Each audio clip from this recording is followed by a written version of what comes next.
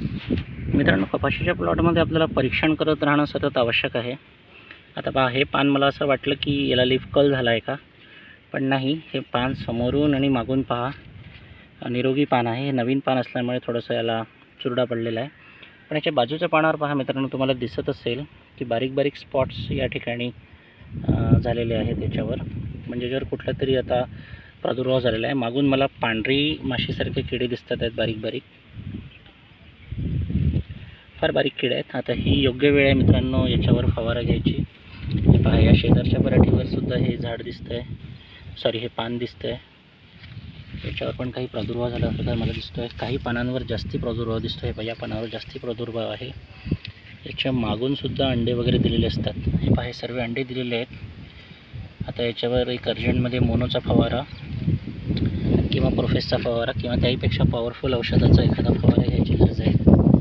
अशा प्रकारे तुम्ही इन्स्पेक्शन करू शकता. याचा जो प्रादुर्भाव आहे तो मला साधारणतः प्रत्येक झाडावर दिसत नाही आहे, पण ज्या ठिकाणी आहे 3-3, 4-4 झाडं, 3-3, 4-4 झाडाच्या एक पानावर याचा प्रादुर्भाव आहे. खास करून जे जुने आणि जे मोठे पानं आहे, या मागच्या बाजूने पहा. याच्याने काय होतं मित्रांनो, पराठीचा हे पानांचा रस शोषून याची जी फोटोसिंथेसिस प्रक्रिया म्हणा किंवा प्रकाश संश्लेषण प्रक्रिया म्हणा, त्याच्यामध्ये अडथळा निर्माण होतो आणि पराठीच्या झाडांना जे न्यूट्रिशन पोहोचायचे असतात ते झाडाला कमी मिळतात. त्याच्यामुळे त्याची वाढ कमी होते, त्याची ग्रोथ हॅम्पर होते. तर अशा प्रकारे तुम्ही कीटकनाशक आणि फंगीसाईड याचा पण तसा अतिवापर आपण टाळायला हवा. पण अशा प्रकारे जर कधी प्रादुर्भाव आपल्याला जाणवत असेल आपल्या प्लॉटमध्ये, तर तुम्ही नक्की कीटकनाशक आणि फंगीसाईड, इन्सेक्टिसाईड आणि फंगीसाईड याचा फवारा घ्या. सोबत पराठीचं म्हणजे कपाशी हे झाड असं आहे, आमच्याकडे त्याला पराठी म्हणतात.